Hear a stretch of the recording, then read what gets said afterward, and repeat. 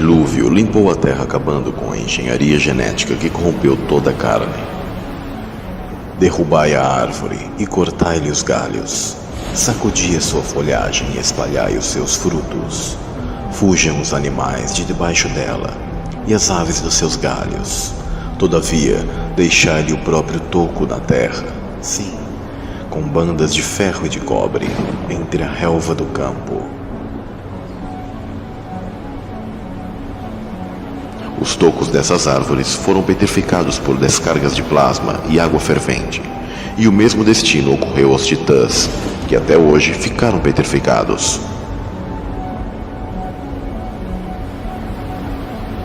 O mundo pré-diluviano pereceu coberto pelas águas, dando fim a uma era. Um novo mundo diferente em tudo surgia. O nosso mundo de hoje, com os padrões climáticos, eletromagnéticos e ambientais atuais, não é proveniente de Adão, mas em Noé. O dilúvio serviu para acabar com a Era Dourada, a Era de Atlântida, a época onde os seres angelicais caídos estavam aqui. Yah, o Deus Eterno, colocou um fim àquele reino, matando os gigantes, aprisionando os anjos caídos, alterando o campo magnético, a frequência e vibração da Terra, além de destruir os monumentos antigos que serviam de ponte para ligar terra e céu. Saturno foi expulso da posição central dos céus. O plano da restauração e o backup de Deus se cumpriu. Agora o mundo era outro, dividido por mares e continentes. Noé e sua família enfrentaram uma condição climática muito adversa, devido às consequências do dilúvio. Esse evento é o mais conhecido como Era Glacial, ou Idade do Gelo. Daí em diante, o Todo-Poderoso permitiu ao homem caçar e comer carne, devido às rudes e extremas condições do meio ambiente.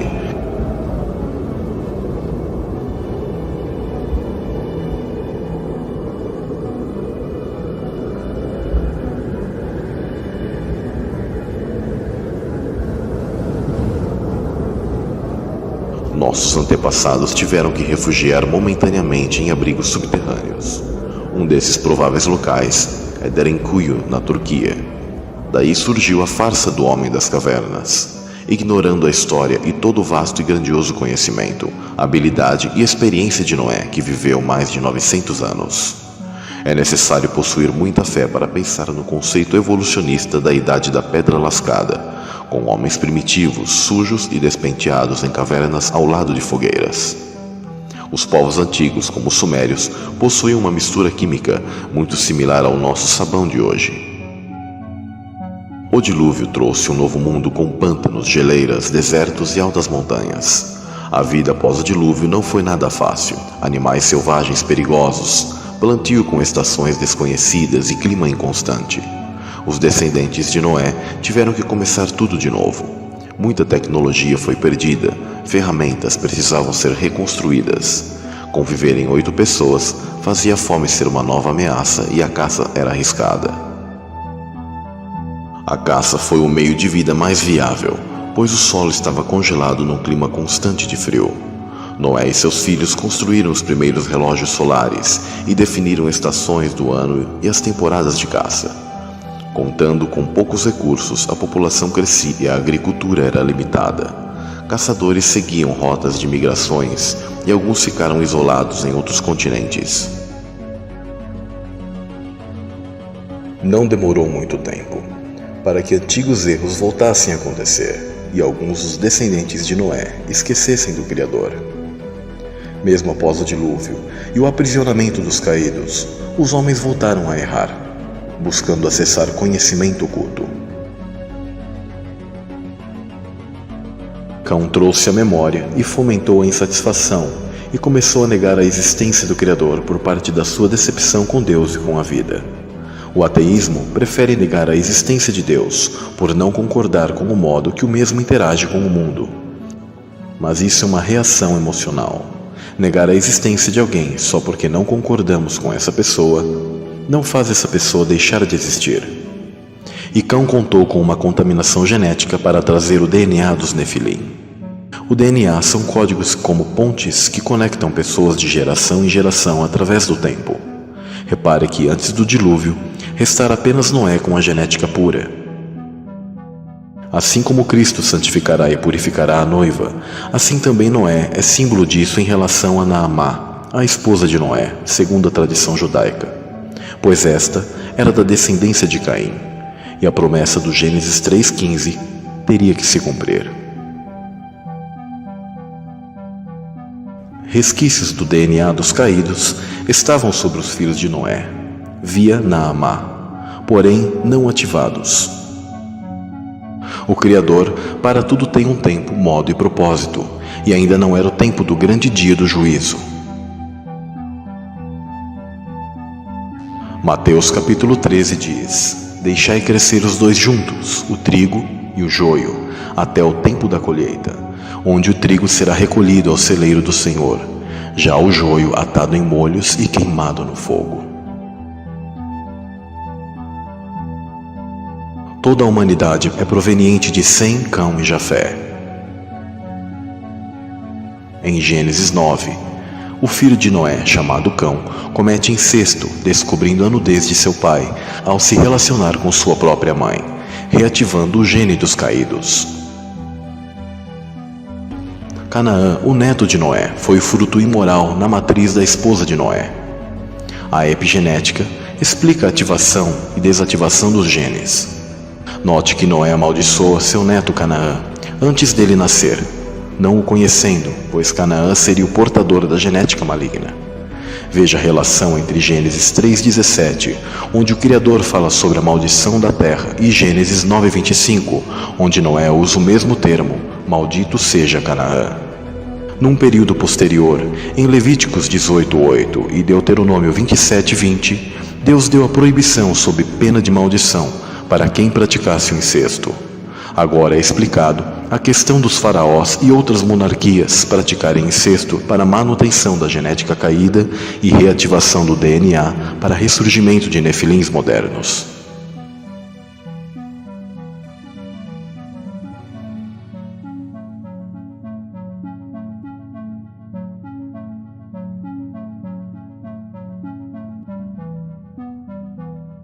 Cão e Canaã reviveram a genética e buscaram o ocultismo e magia negra.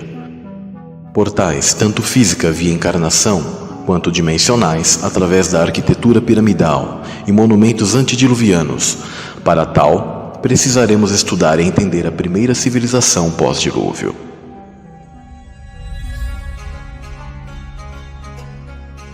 Ao longo de mais de 1000 anos, a Mesopotâmia, entre os rios Tigre e Eufrates, foi palco para o desenvolvimento das primeiras civilizações pós-dilúvio. Sumérios, caldeus, assírios, elamitas, hititas, babilônios e persas. Arqueólogos encontraram a lista dos reis sumérios, datado entre 2000 e 1800 a.C. É atribuído aos sumérios o desenvolvimento da escrita cuneiforme, a roda.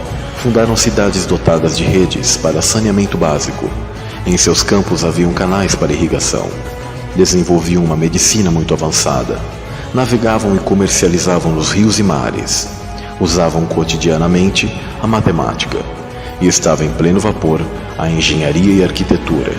Há 5.000 anos atrás, um sistema matemático surgiu com os sumérios, do padrão de divisão nas bases de 6 e 12. 1 hora é a unidade básica de fragmentação do dia, 12 horas do dia, 12 meses no ano. O círculo possui 360 graus. Para os sumérios, ciência e magia sempre foram a mesma coisa. Mais tarde, tragicamente, tomaram rumos diferentes no surgimento maléfico do deísmo e iluminismo. O destaque maior e primeira ciência foi a astronomia e a astrologia. Flávio Joséfo menciona que a astronomia era uma ciência inventada por Sete e Enoque. Foram os reis sumérios que recriaram a astronomia e a falsificaram reinterpretando-a. Essa astrologia e astronomia também teve seu desenvolvimento na queda dos sentinelas, que ensinaram alguns segredos que não eram para ser revelados. Na época dos sumérios, começaram a surgir mapas do céu noturno para acompanhar constelações e estrelas errantes, que receberam nomes de deuses e semideuses. Pela astrologia suméria, acreditava-se que os deuses se apresentavam nas imagens celestiais dos planetas ou estrelas, aos quais estavam associados. Os maus presságios celestiais ligados a qualquer planeta em particular eram vistos como insatisfações ou perturbação do Deus que o planeta representava. Apenas 5 estrelas errantes foram representados: Júpiter, Vênus, Saturno, Mercúrio e Marte. E essa era a ordem inicial. Posteriormente foram mudados de ordem: Mercúrio e Saturno.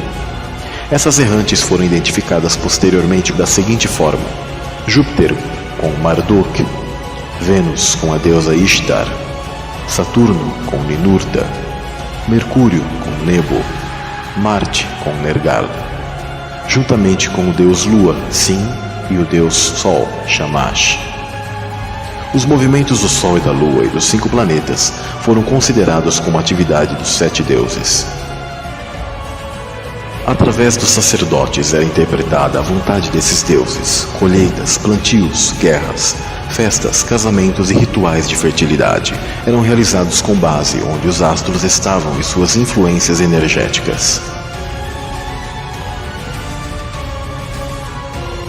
Famílias reais foram apoiadas pelos sacerdotes. Esses, com habilidades mágicas e retórica e religiosa, passaram a ser seguidas nos mitos e na cultura. Há uma origem comum de todos os povos que começou na Suméria. Um forte exemplo é a adoração à deusa mãe Inanna em praticamente todas as culturas.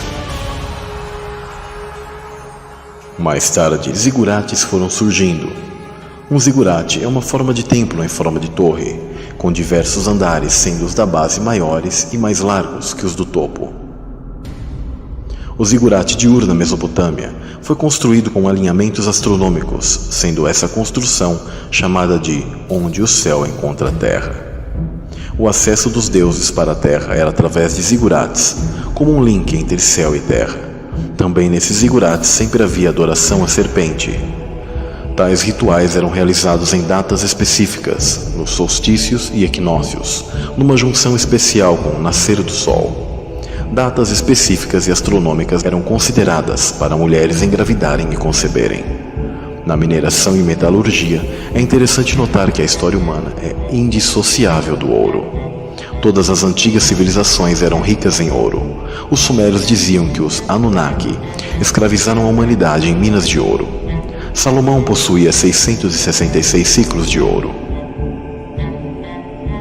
Esses monumentos inseriram a constelação de Alfa Draconis, da estrela Tuban, ou Olho do Dragão, no centro do céu, ao invés da Polaris. De Tuban vieram os deuses serpentes alados. Os dragões foram reais e a base do sacerdócio científico e da linhagem real sumeriana. Estes são os serafins caídos, pois serafins e dragões, ou serpentes aladas, são os mesmos seres celestiais. No passado há uma história de dragão sagrado ou adoração de serpente. Para os sumérios, os eclipses eram muito importantes e eram portais astrológicos para os Anunnaki. Os templos megalíticos estavam sintonizados neste drama do grande ciclo nos céus e seus alinhamentos com estrelas. Os reis e imperadores da Suméria possuíam uma íntima relação com a astronomia e construíram monumentos para observação dos corpos celestes. Eles se consideravam literalmente como filhos das estrelas. De acordo com Tony Freed, em um artigo para Scientific American, o cálculo mecânico do ciclo Saros é incorporado ao mecanismo de Antikythera, um dispositivo antigo que foi encontrado no fundo do mar Egeu. O ciclo Saros foi repassado por anjos caídos aos sumérios, pois este ciclo é utilizado até os dias de hoje pela NASA. E esta previsão possui caráter e abrangência mundial, prevendo eclipses em locais muito distantes do Oriente Médio, como o Caribe e Austrália. Ou seja, os sumérios não descobriram nada por observação, mas receberam esses conhecimentos de todos os demais de seres interdimensionais, os famosos Anunnaki, que na verdade eram anjos caídos há mais de 4.000 anos atrás, onde a realeza desceu do céu e se misturou novamente com a humanidade, tanto a semente de Sete como a semente de Caim. O poder político sumeriano era hereditário e tinha uma forte ligação com religião. As linhagens da realeza sumeriana foram os primeiros banqueiros. Perceba que interesses financeiros atravessam e impedem as tecnologias de energia livre até hoje. O dinheiro é a principal ferramenta para controlar as pessoas. O controle do dinheiro gera o controle do fluxo livre de energia. Sem dinheiro, toda a energia seria livre. Pelas informações acima vemos o elo político, religioso e econômico, e a função de cada um com um único objetivo: controle e exploração dessas elites em detrimento do próximo. Através de uma nova ordem mundial, diferente da vontade do único Deus Todo-Poderoso.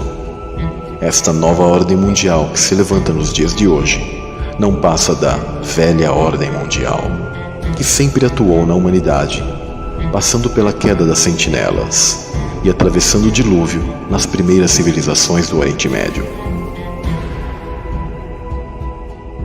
Os deuses, esses anjos caídos, são de composição frequencial e vibratória diferente. Recrutavam alguns reis e sacerdotes antigos como veículos para servirem aos seus propósitos. Tais servos desses deuses serviam como meio físico de atuação. Lembre-se que não apenas os deuses passavam por portais dimensionais, mas os homens também adentravam nele, atingiam a dimensão espiritual, viajando para as estrelas errantes. Portanto, eles viam, ouviam e sentiam tais deuses. Recebiam poderes e estratégias para terem riquezas via pacto de sangue e venda da alma. Uma fração dessa interação interdimensional, mas em escala muito menor, é chamado hoje de canalização ou possessão maligna. Porém, neste caso, apenas as entidades espirituais é que agem sobre um corpo, o tornando veículo físico, não indo a pessoa, dona do corpo, para a dimensão espiritual. Naquela época, quem recebia um espírito era tido por grande honra, porque eram considerados o porta-voz ou mensageiro dos deuses. Estes porta-vozes tinham que ser da elite, numa genética especial, e ainda assim possuir certo perfil ou talento em conhecimento secreto. Eram os deuses que escolhiam os homens, e não o contrário. Tal situação permitiu aos anjos caídos a manipularem a nossa realidade. Este ensinamento originou o que chamamos de ocultismo, ou o conhecimento da serpente, nas escolas de mistério. Cabe às sociedades secretas guardar e preservar tais ensinamentos. Assim nascia na Suméria o primeiro grande império. Uma velha ordem mundial renascia, e um líder se destacava, Nimrod, o primeiro imperador mundial.